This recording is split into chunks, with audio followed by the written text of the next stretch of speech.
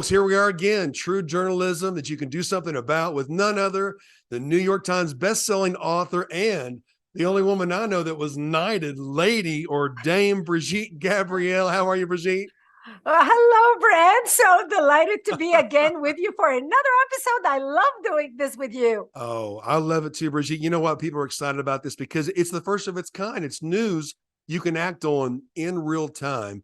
And folks, you can see at the bottom of the screen, actforamerica.org. You know, where else can you sign up for action alerts in 20 seconds? Literally, actforamerica.org. And of course, the founder of this largest grassroots organization in America is none other than this wonderful, amazing woman I'm talking to right now, Brigitte Gabrielle. And speaking for Action Alerts and Act for America, Brigitte, what's happening now? One thing I want to talk about today, Brant, and that's on the mind of every American, and that's our border security and the invasion happening of our country right now. Because right now, not only people from South America are coming to the US, people from China, Iran, India, the word is out on the streets. You want to come to the United States, you don't have to go to the American embassy. You don't have to apply for a visa. You don't have to do it the right way. You just break the law, pay some drug cartels some money, and you'll make it into the US. Not only you'll make it to the US, but all your expenses will be paid by the US government while you are in the US. You don't need an attorney to do your papers. They will give you money to spend. They will take care of you. You will qualify for help from the government, which is paid for them by you and me and our viewers. And as a legal immigrant to the country, I want to speak about this upfront, especially when I talk about immigration, because a lot of people today, Brent, when you talk about the immigration problem and the immigration issue, especially with the border, a lot of people say, oh, you are a racist, you are a bigot, you are anti-brown people. I mean, if you want sovereignty in the United States, you are a bigot and a racist because you're anti-brown people. This has nothing to do with that. I am somebody who is a legal immigrant to this country, and I always like to emphasize that, as I mentioned, especially when I'm talking about immigration. I am somebody who went to the American embassy, knocked on the door back in the 80s, asked for a visa. May I come to your country? Do I have permission to visit your country? They said, yes, they granted me a visa. I came to the United States. I applied to immigrate to the United States. I hired attorneys to do my paper. I paid for my attorneys. I paid for my airline ticket to the United States. I paid the American embassy money for the visa that they gave me. I came to America. I did it all by the book. I went and I got all the blood tests that I needed to get done, because when I immigrated here 35 years ago, you had to be tested for leprosy and tuberculosis and make sure you're not bringing any deadly diseases to the country. And I hate needles, by the way, but I gladly did it because that's what was required to come to the United States. That was the price that you, as somebody applying to immigrate to the United States, you had to pay in order for you to earn the American citizenship. I did all that.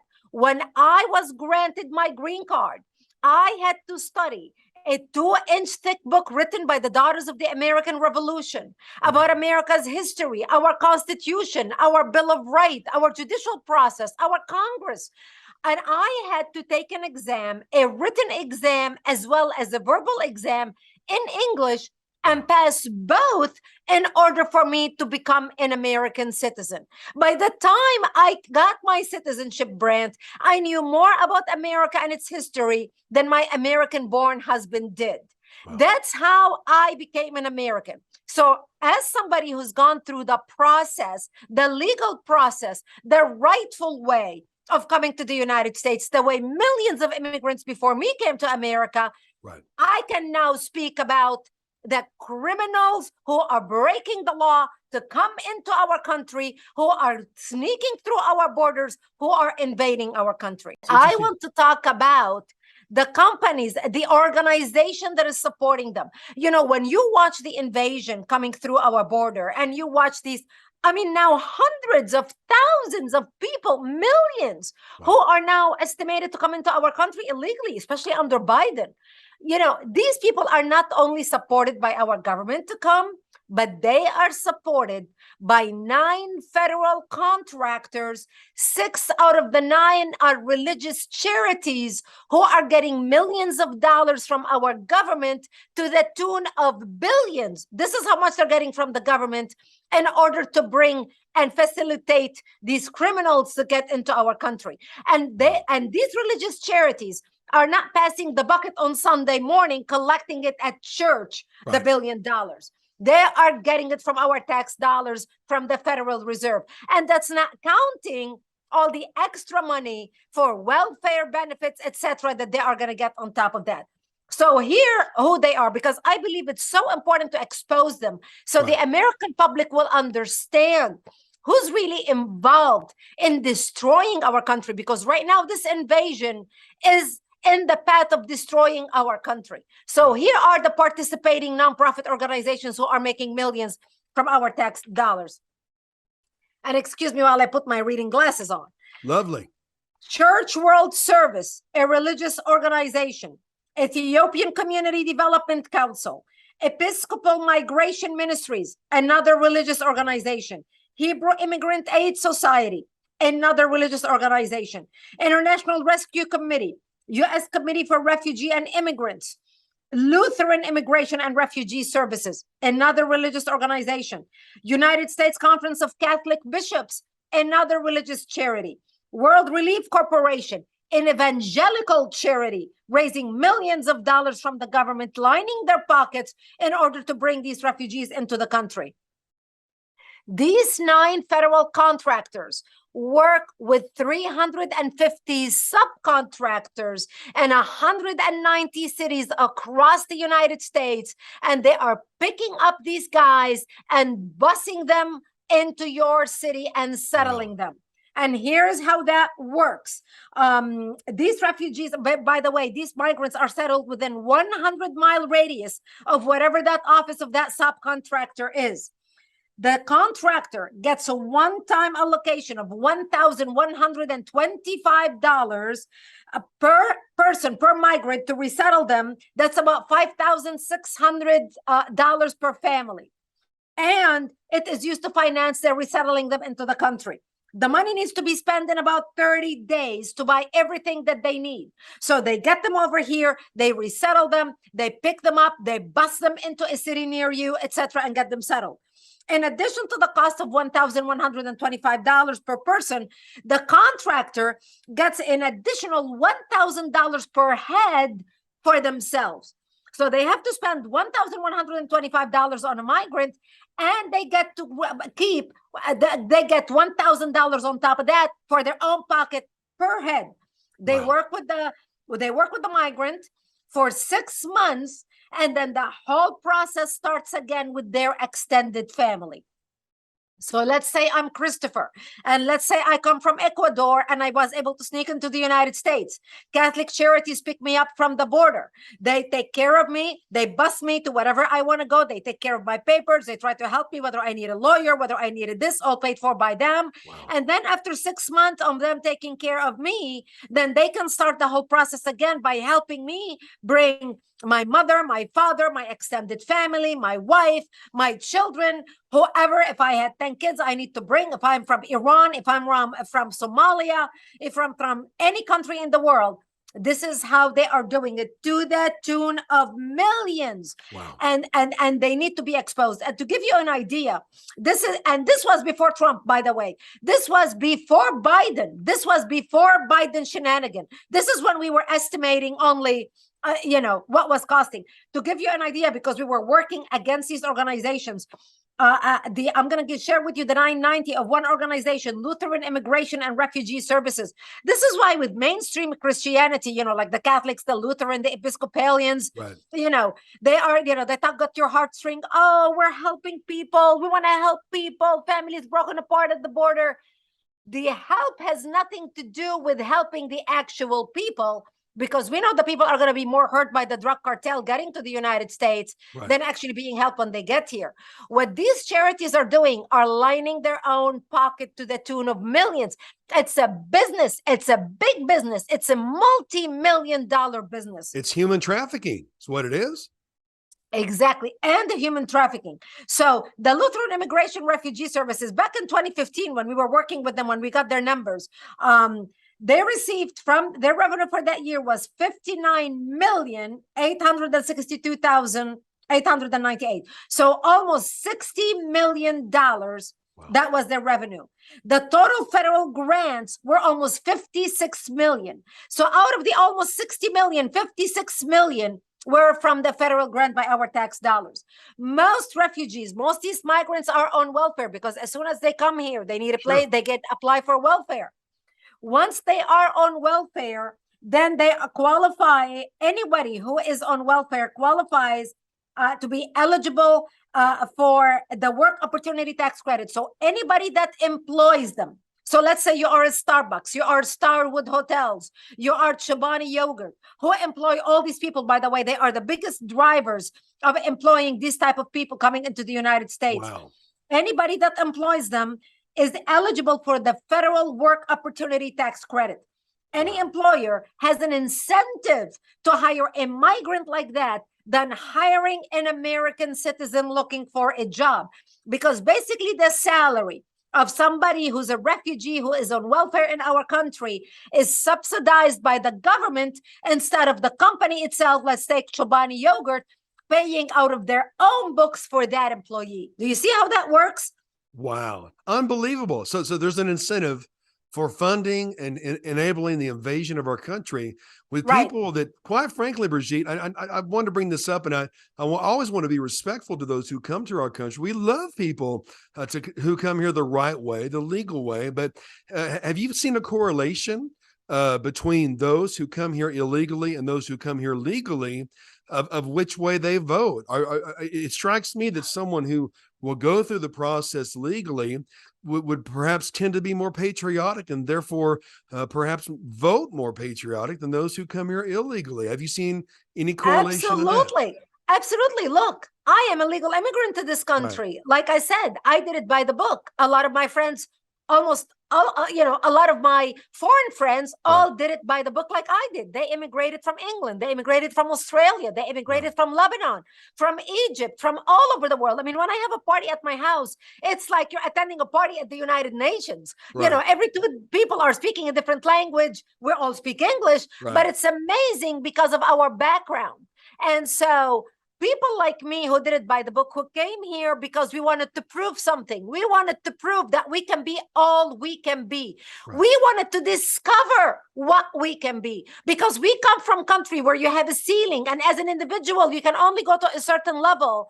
And the government, the laws do not give you the freedom to grow, to prosper, to be all you can be. Only America gives you the opportunity that it gives you. And that's why people from even modernized and civilized nation, England, Australia, Canada, people immigrate to the United States because the United States gives them more opportunity than England, than Australia, than Sweden, than any other country in the world. Why not? People come to America. You don't have to be a royalty. You don't have to have a dame before your name. It doesn't matter how rich your father was. You can be somebody, and the sky is the limit. So we come to this country, and we all come from hardships, and we all come from humble, poor beginnings.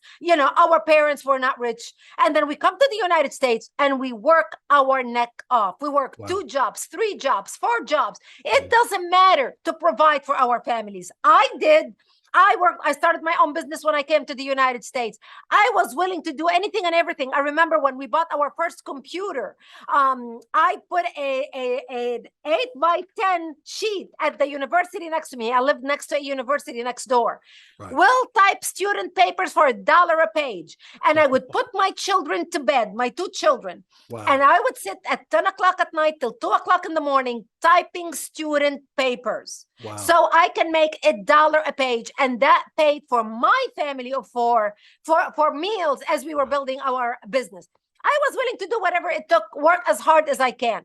That's why immigrants like me who come here and who earned it vote for people who do it the right way. We don't want to cut corners. We don't siphon anybody's chest. We want to be able to earn it, and we want to support people who earn it, and we want to encourage people to earn and to grow and to prosper. And that's why immigrants like me, the legal immigrants, tend to vote conservative, tend to vote for peace and prosperity, because we come from countries where we did not have peace, we did not have rules, we did not have laws. Usually the corrupt ruled the country. They stole everybody else's money.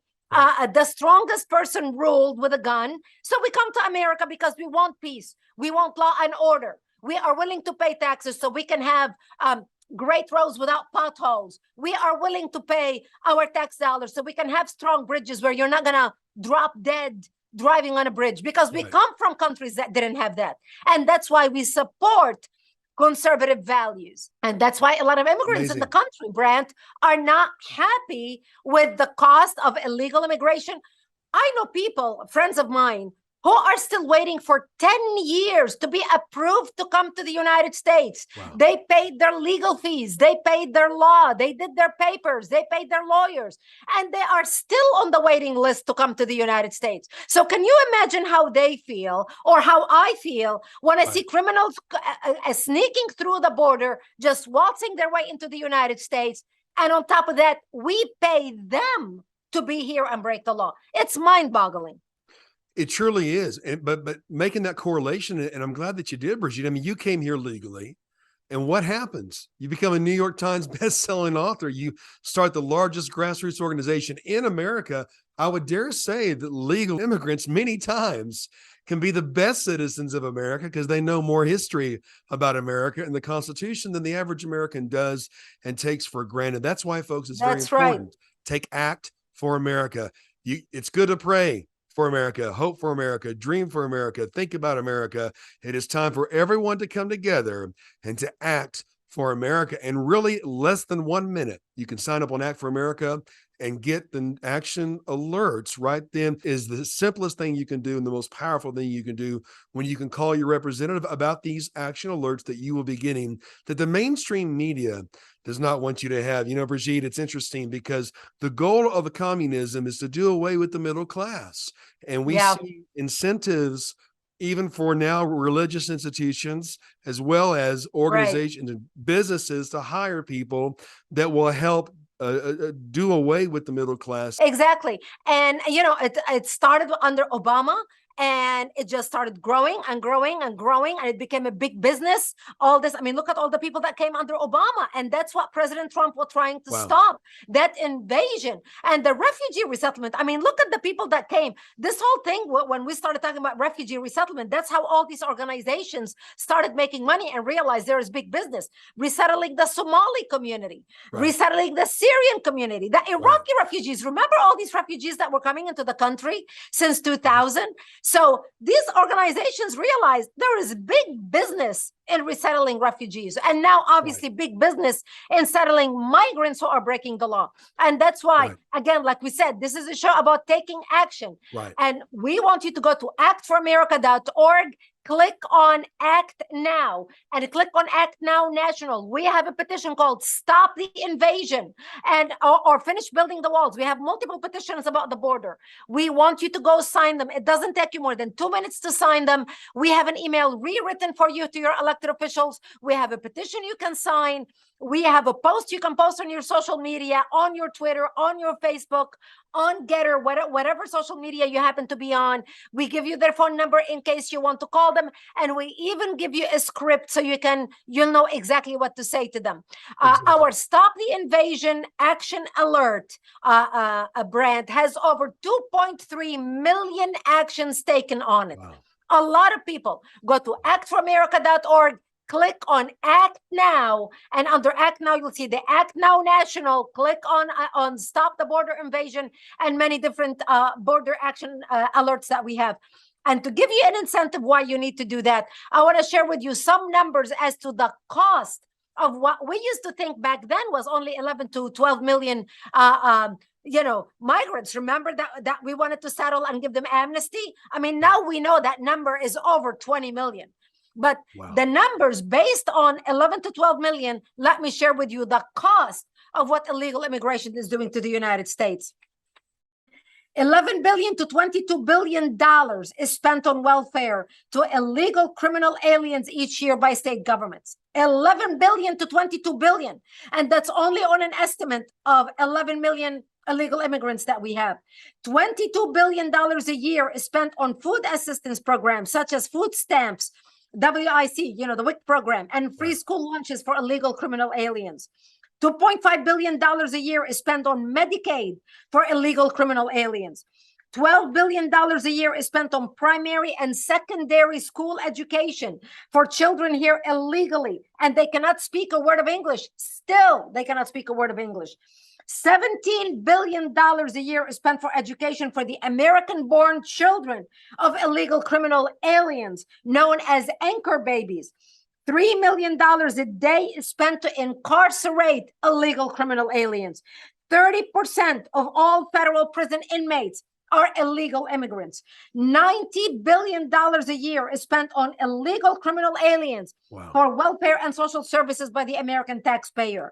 $200 billion a year in suppressed American wages are caused by illegal criminal aliens. In 2006, illegal criminal aliens sent home $45 billion in remittances to their countries of origins. And the dark side is illegal immigrants, nearly 1 million sex crimes. You alluded earlier to human trafficking.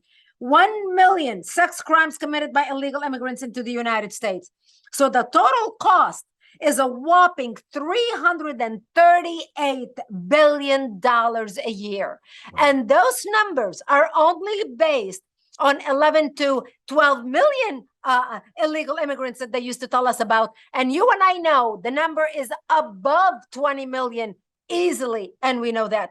Go to actforamerica.org, click on Take Action, sign our petition to stop the illegal invasion of our country, finish the wall, etc. There are many action alerts you can sign, but we need you to make your voice heard about this issue. Right.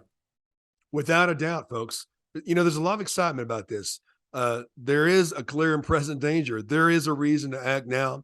And Brigitte, you and I both, we're doing something about it. News you can act on in real time. Even during this broadcast, folks, you've been able to take action in real time. Sherry from Tulsa, Oklahoma, another one from Tulsa, Oklahoma. Brigitte, I came to your rally in Colorado many years ago. I saw your presentation for Act for America. Thank you for what you're doing for America. Thank you for your fearless spirit.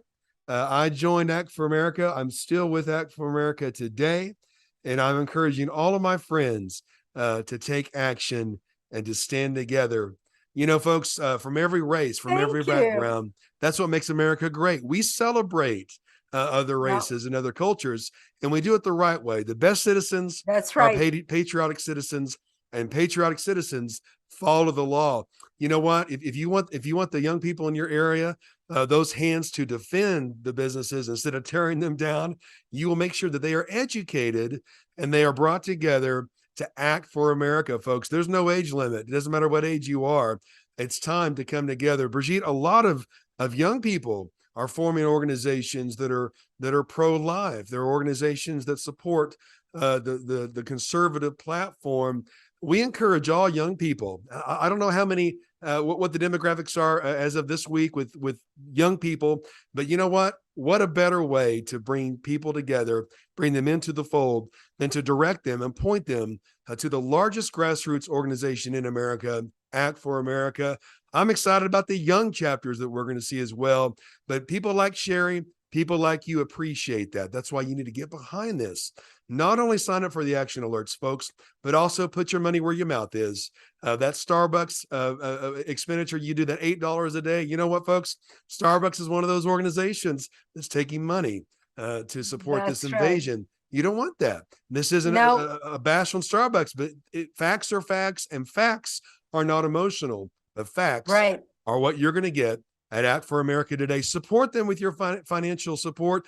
I'm going to do that today as well, folks. So actforamerica.org. And Brigitte, you've got some incredible books too that people can not only be inspired with on BrigitteGabrielle.com, but they can also accelerate their learning, because you include some very helpful things, not only in lifestyle, but you also include great things in our history that people need to know about, like your book, Rise, the Yeah. commercial they saw on the last broadcast? What would you say to people that have been on the fence? They don't want to seem insensitive, but they also do not want to see their country taken down from the inside out. What can they do, boots on the ground today, to do something about this problem? Stand up for our country. This is not, we are fighting for America's survival. Look, I came to this country, and that's why when I talk about illegal immigration, when I talk about what's happening at the border, I am somebody who immigrated to the United States. I am somebody who's got a tan skin. I'm somebody who comes from the Mediterranean. I crossed oceans to get here.